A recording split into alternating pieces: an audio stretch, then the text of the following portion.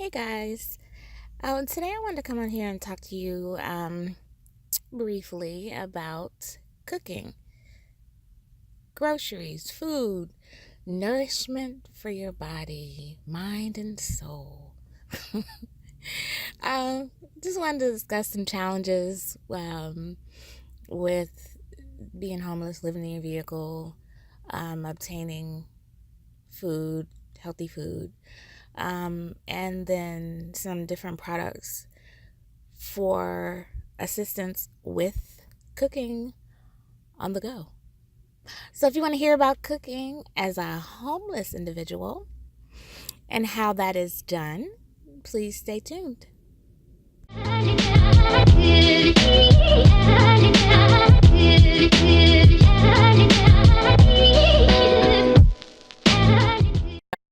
Okay, so as we know, food is a requirement for sustaining life.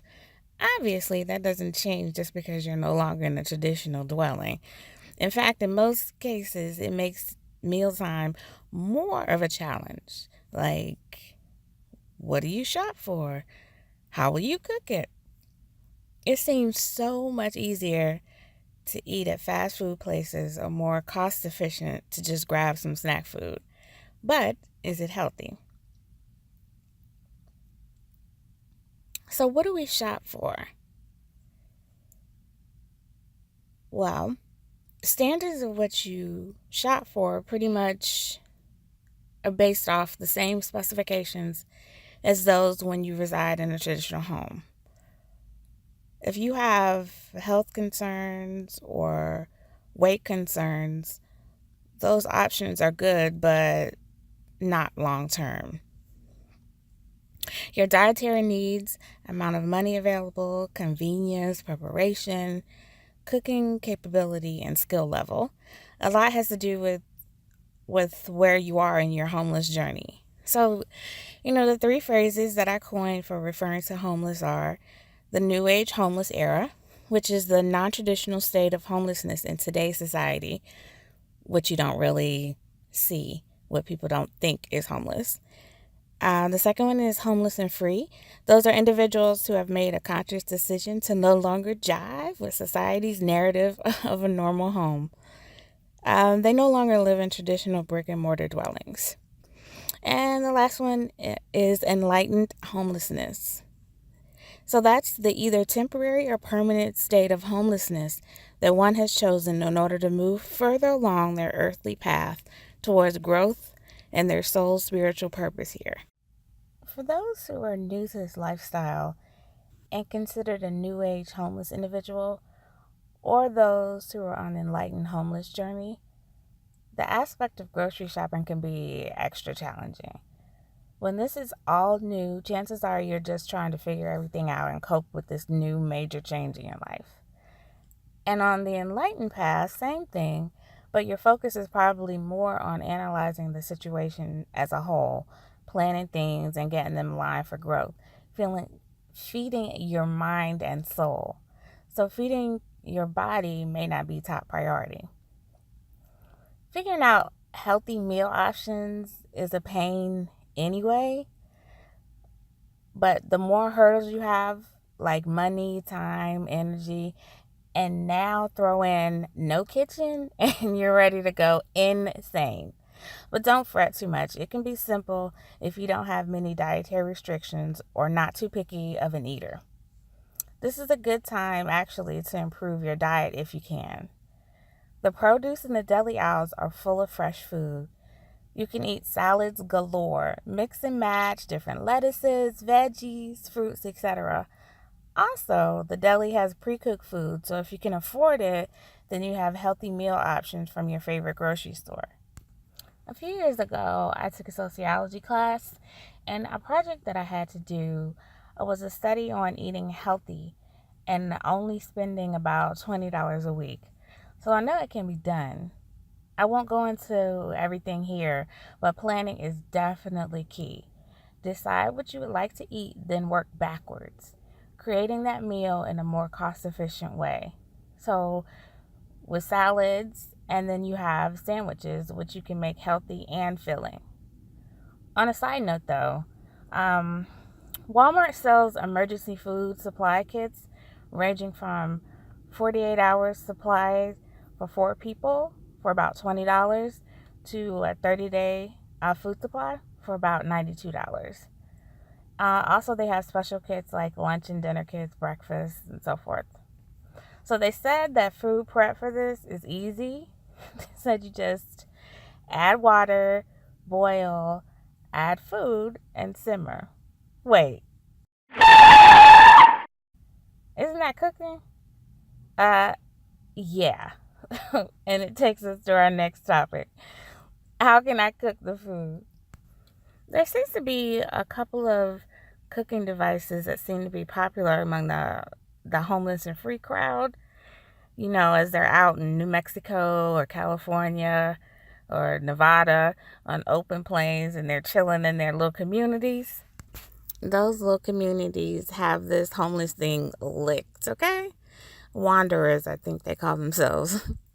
They're preparing healthy food for themselves and inviting company over for meals. They definitely are better equipped in that department.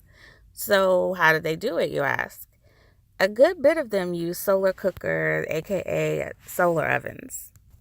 So, a solar cooker is a device which uses the energy of direct sunlight to heat, cook, or pasteurize drink and food materials. Many solar cookers currently in use are relatively inexpensive, low tech devices, although some are as powerful or as expensive as traditional stoves. And advanced large scale solar cookers can cook for hundreds of people. And because they use no fuel and cost nothing to operate, many nonprofit organizations are promoting their use worldwide in order to help reduce fuel costs, especially where monetary reciprocity is low, and air pollution, and to slow down the deforestation and desertification caused by gathering firewood for cooking. Apparently, these devices are awesome. I mean, every time I see one being discussed, I want to run out and buy one. You're able to cook and grill regularly and bake minimally. One can create full meals from scrambled eggs, pot roast, chicken, to baking sweet potatoes or muffins. This sounds a lot better than a bag of chips to me, okay? But then reality sets in and I realize, I'm not in the open plain in New Mexico. Where does someone who lives in a city and can barely find a place to park and sleep find a spot to cook with an open oven? Well, the open panel ovens. And actually, no one really talks about that on YouTube. It was hard for me to even find anything. I found like a snippet where someone was saying, kind of in stealth mode, you can cook out at Walmart. I think you could probably cook out at the park too, if weather permitted and time permitted. But there are a couple cooking devices that seem to be popular. And this YouTuber creator, Cheap RVing, does an excellent interview where him and a gentleman compare two solar ovens and a reflective cooker. He's really thorough. The gentleman that he's actually interviewing, I think, goes around reviewing different solar ovens and cookers and all types of things. And the link to his page is within the video for the interview, which will be in the description box. Okay, so our next option is an alcohol heater / cooker. It's called the Dometic Origo Heat Pal 5100. It's pricey at about $200. But if you can swing $200 for something safe that can heat your vehicle well, actually heat you in your vehicle and allows you to cook on it without standing around outside for hours or using propane, then this is going to be the option for you. It runs on alcohol, and they actually use denatured alcohol. I think that's how it's pronounced. Or you can use isopropyl 91% or higher, which is basically the rubbing alcohol. They said that was an option too. It seems to be pretty cool. I think the thing with that is the fact that it's about $200. That's a lot of people aren't at that stage where they can spend that yet, so that might not be an option. Maybe that's a goal further down the road if you have chosen to remain in this type setting and you have chosen to become an enlightened homeless individual or homeless and free. Okay, fun time. So now for the DIYers out there. We have 2 make it yourself items. So the first step is the funnel solar oven. So if you have somewhere that you can go and use it and you're able to, spend a few hours or whatever letting the sun heat your food. There's this YouTuber that made it for $5. But the thing about it is, the video was done about 7 years ago. They said they buy everything from the Dollar Tree, but it's kind of different now, and they sell different things, different items. But I think you can get pretty much everything that's on the list. I'm not sure, though, about the actual sun visor shade thing. I haven't seen one of those at the Dollar Tree in a minute, but if you see one where you live, then everything else I'm pretty sure is there. I think I've seen everything recently. And the bucket that they have listed can be swapped out for a waste basket. I say trash can, whatever. But just make sure it's the circular one because that's the shape of the funnel. So you'll need the circular trash can, waste basket, whatever. If you actually have one of the buckets, then just use the bucket. So if you want to know how to make that link will be in the description box below as well. So you can check that out if you want to make one yourself.